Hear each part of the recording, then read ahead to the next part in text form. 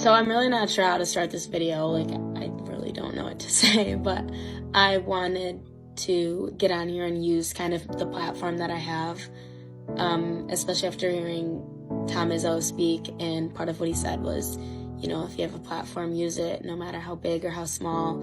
And those words kind of stuck with me, and so I documented my story of what happened when I was in the Union building on February 13th, and I thought I would just share it. I'm not looking for sympathy or anything, nothing like that. I'm simply just trying to share my story about what I went through, because the sad truth of it is that maybe it could educate or help someone in the future if they have to go through what we had to go through that night. So here goes, and it's quite lengthy, so I don't know how long this video is going to be or what, but for the past few weeks, I've been studying at the library, but since my water bottle broke earlier that morning, I went to the Union to get a new one and then study there. My favorite place to study there is in the quiet room on the first floor, but it was too busy, so I went up to the second. At this point, it was about 8 p.m., and I began studying. 20 minutes later, the room I was in illuminated with red and blue lights. I peered out the window, thinking maybe there was just a minor accident. I went back to my study area, picked up my phone, and saw a text from my best friend Haley that read, "Don't go outside." So I went back to the window and looked down further to see rifles pointed up at where I was. Cops on the lawn with their rifles pointed at the building I was in. I was with no friends, so I ran to the two girls across the room from me and said, "Does anyone know what's going on?" They were sitting at a table closest to the door.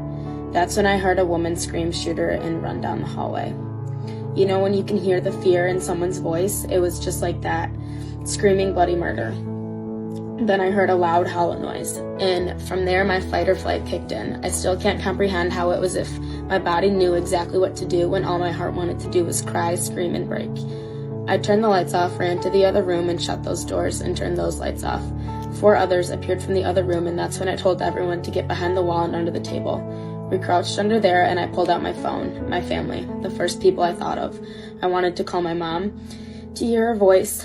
I didn't want to make noise, though, so I silenced my phone. As I did that, she texted me first saying, "Where are you?" I responded and said, "I'm hiding under a table. I'm at the Union. I'm okay."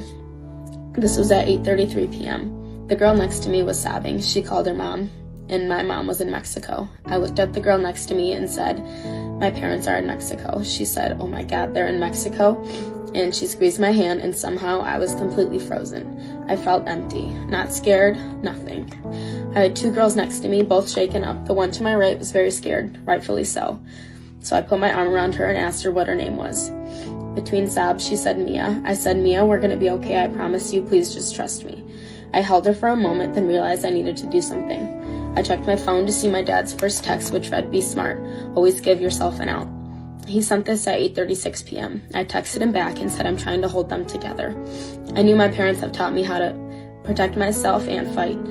So I told the 6 people next to me that I was going to get up to barricade the door. I stood up, and as I stood up, I saw the massive red and blue lights grew even more from when I first saw it. I ran to the doors of the room and began pushing a table. At that point, I heard a deep man's voice yelling from the hallway, "The shooter." My immediate thought was, that's him outside these doors. I went to run back under the table, but a voice in my head told me to walk. I think we all know whose voice that was.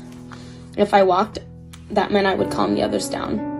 So I walked and crawled back under, and I think that's when they realized I was back so soon. That was a bad sign. The crying continued and elevated more, but I kept telling the people around me, "I promise all of you we're going to be okay." I kept making that promise. I made that promise so many times after I was sure I heard the shooter outside the doors. I sat there still calm, planning on what I was going to do when the shooter entered. My first thought was that I'd play dead. This is what my mom always taught me. But then I thought to myself, he'd actually have to shoot someone first if I could play dead. So who was it going to be? Knowing myself and how I face violence, I was going to defend as hard as I could. My mom would have hated me for that, to defend and fight back instead of thinking extremely tactically.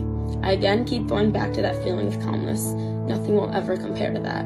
Why can't I ever feel that calm during the little things, like a big exam, a job interview, or a first date? At that point, the doors began to have banging on them. "No one move," I said. We all assumed it was the cops coming to find us, but from the stories I've heard and watched, I wasn't going to move or speak until I physically saw a cop in front of us. Flashlights appeared on the wall in front of us. A man turned the corner and his flashlight hit our faces. "I got kids. I got some. I have 7. Another cop appeared around the corner. "I got 7. I got 7, they kept saying. He was stern, but he was scared. I just know it. The other cop yelled, "Put your hands in the air," while his other guy said, "It's okay. You're all going to be okay. We're all going to get you guys out of here." And that's when I lost it. It was as if I was holding my breath for the past 22 minutes, as if I wasn't taking anything in, and when I raised my hands above my head, I could finally breathe again. From one corner to the next, we ran behind cops that would lead us from point A to point B. We made it down the 2 sets of stairs, and the staircases were lined with armed cops the entire way down. We reached the doorway to outside.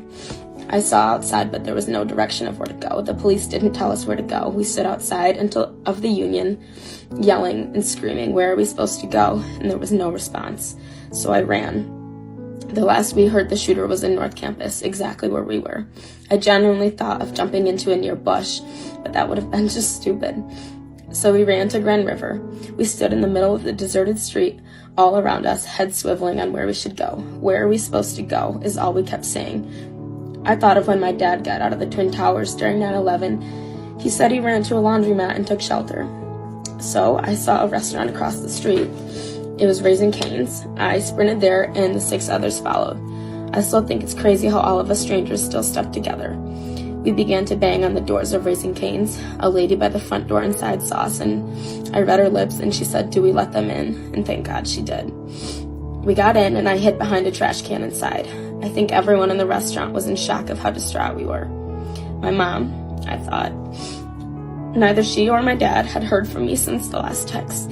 I kept trying to call them, but no luck. It's hard when your parents are thousands of miles away from you, right next to the ocean. But one of my friends called me, and I picked up. I still feel so bad for him having to hear me legitimately hyperventilating, but that's what friends are for, right? To consistently call and text you when there's an active shooter by you. That's the sad truth of today. I kept telling him how I just wanted to talk to my parents. Him and my other best friend got on speaker, and they kept reassuring me that I was going to be okay. Finally, my mom's friend, Ginny's name appeared on my phone. Ginny was with my parents in Mexico. I knew it was them, so I immediately picked up. I was happy to hear their voices, but something tells me they were even more relieved. I stayed on the phone with them for the next hour, in a one-stall bathroom with the same 6 others. We laughed, we cried, we flinched at every loud noise we heard, together. That's a bond for life. The Raising Cane's workers made food, offered drinks, anything we needed. I truly can't wait to thank them for their generosity. Humans help humans, and that's exactly what they did. There's minor details I missed out, but the past 12 pages have encapsulated my story. But the past 12 pages will never encapsulate the emotions behind it. And that's okay, because there's 6 others that were physically right there with me, and thousands of others whose lives will be forever changed. Yet we're all still right there, all together. I will not let an evil person take away from the place that I call home. I will never let the evil win.